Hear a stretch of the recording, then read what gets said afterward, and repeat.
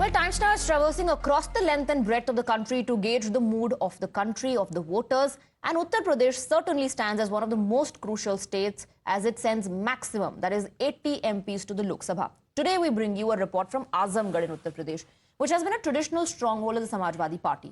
The Samajwadi Party won Azamgarh in 4 out of 9 elections since 1996.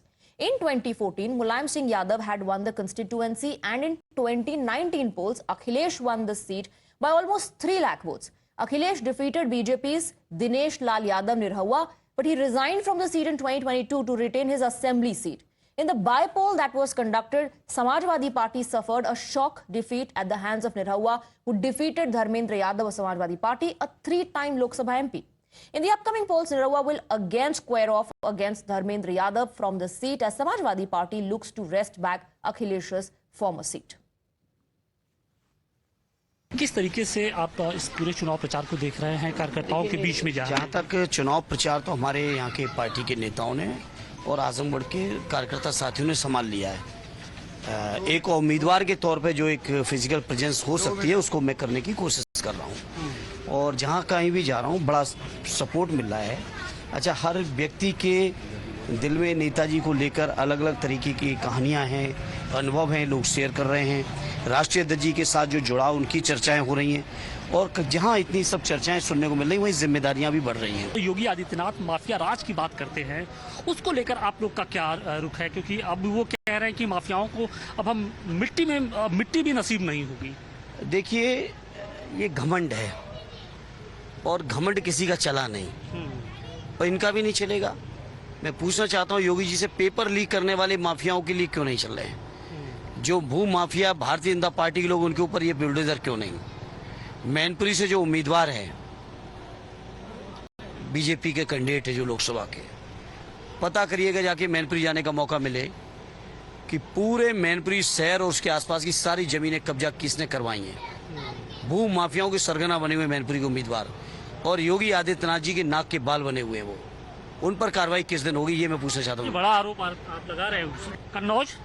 Kannauj के साथ ही हुई है, आजमगढ़ के साथ। कन्नौज से क्या अध्यक्ष जी लड़ेंगे? आपके अखिलेश जी लड़ेंगे? वो आदरणीय राष्ट्रीय अध्यक्ष जी का फैसला है। आप लोग क्या चाहते हैं? कन्नौज की जनता क्या चाहती है? हम तो चाहते थे वो आजमगढ़ ही लड़े। हाँ, सच है, ये जी सच है। मैं चुनाव हारने के बाद में आजमगढ़ के लोगों बीच नहीं आया, क्योंकि मेरे दिल में एक तमन्ना थी कि आदरणीय राष्ट्रीय अध्यक्ष जी स्वयं आजमगढ़ लड़े। हम आज भी चाहते वो लड़े। ऐसा नहीं कि मेरी उम्मीदवारी घोषित होने की वजह से कोई चाहत बदल गई, और हम चाहते हैं हमारे राष्ट्रीय अध्यक्ष जी लड़ें और प्रदेश और देश की सबसे बड़ी जीत जीतें। It is the Muslim Yadav equation that holds the key on the seat. SP relies heavily on the Muslim Yadav votes, who together comprise around half of the total votes on the seat. While the total number of voters are around 19 lakh, over 3.5 lakh voters are Yadavs, over 3 lakh Muslims and 3 lakh Dalit voters. However, BJP's Dinesh Lal Yadav Nirhawa is confident of his victory once again. क्योंकि पिछली बार हमने देखा था कि बहुत कांटे का मुकाबला हुआ था, बहुत क्लोज फाइटिंग थी। इस बार आप किस तरीके से देखते हैं? इस बार बहुत आसान है और उसका कारण ये है कि ये जो आजमगढ़ की जनता है, इनको भी पता है कि हम लोग यहाँ 300 दिन रह के काम करते हैं। जनता ने उनको भी मौका दिया था। 19 में जीते तो भी भाग गए, 22 में हारे तो भी भाग गए।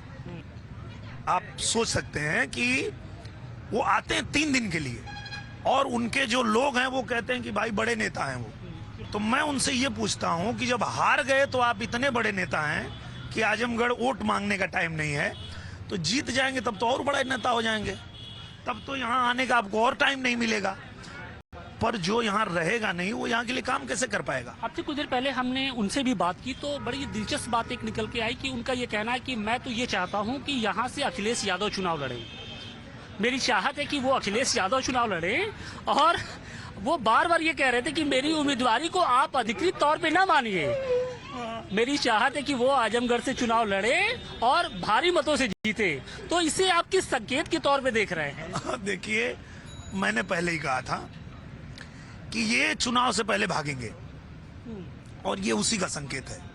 उन्होंने फिर भागने का संकेत दे दिया कि अखिलेश यादव जी इनको भेजे हैं और ये कह रहे हैं कि हम चाहते हैं कि अखिलेश यादव लड़े। तो क्या लग रहा है कि अखिलेश यादव जी ने सोचा कि भाई चलो वहां पे पिच तैयार करो, उसके बाद हम बल्लेबाजी करने आएंगे? अखिलेश यादव जी को पता है कि आजमगढ़ ने जब उनको मौका दिया था तो वो आजमगढ़ में काम नहीं किए, छोड़ के चले गए, और उसी का नतीजा था कि 22 में यहाँ कमल खिला और वो लोग हार गए। Well, Azamgarh has traditionally served as a stronghold for Samajwadi Party, which has won Azamgarh in 4 out of 9 elections since 1996. Mulayam Singh Yadav won in 2014 Lok Sabha polls. Akhilesh Yadav won in 2019 Lok Sabha elections. Akhilesh defeated BJP's Nirhawa by almost 3 lakh votes. We're just taking you through the history as far as this seat is concerned. Then Akhilesh resigned in 2022, leading to by-elections on the seat fielded by BJP again. Nirhawa won the by-poll by a close margin. Nirhawa defeated Dharmendra Yadav of the Samajwadi Party. Now, come 2024, Azamgarh sees this battle again, which is Nirhawa versus Dharmendra Yadav of the Samajwadi Party. Adeep is joining us with more details. Adeep, we just explained to our viewers the demography in terms of the voters. Now, it's very interesting because the Yadav family has been chosen from this seat time and again. But the moment Akhilesh Yadav leaves the seat for assembly, people vote for Nirhawa. Well, definitely these are all the prestige seats for the Yadav family, whether it be Azamgarh seat, Mainpuri seat or Kannauj seat. All these seats are the prestigious seat for the Samajwadi Party.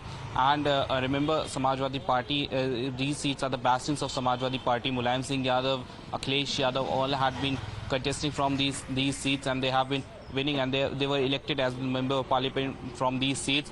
But when Akhilesh Yadav chose to fight in the UP Assembly elections, he tendered his resignation from that particular seat, and by elections, Dinesh Lal Yadav Nirhawa won elections from that particular seat. Remember, Prime Minister Modi, when he was doing a public rally in Azamgarh, also hailed Nirhawa, saying that a young man has defeated Yadavs in their own bastion. Now it's a prestige battle for Samajwadi Party and its chief Akhilesh Yadav. Akhilesh Yadav and Samajwadi Party, who banks mostly on the Muslim and Yadav vote bank, are clearly making this that they have to win this election on these particular seats. Remember that this is the reason that Akhilesh Yadav had been frequently changing the ticket. Samajwadi Party sources say that the Akhilesh is choosing the right candidate for those particular seats. Dharmendra Yadav, he was earlier fielded from Bareilly seat, Badaयूं seat, but then he was replaced by Shivpal Yadav and he was sent to Azamgarh. So this is the reason that Akhilesh Yadav has been shifting his candidates. He has been replacing candidates so that the right candidate is sent to that particular seat. These are all the strategy to maintain that bastion thing of Samajwadi Party. You know, yes, the Yadavs and the Muslims dominate the Azamgarh seat as far as their influence is concerned in terms of their population there. But then you also have 3 lakh Dalit voters. And Nirhawa is confident that he is going to win once again.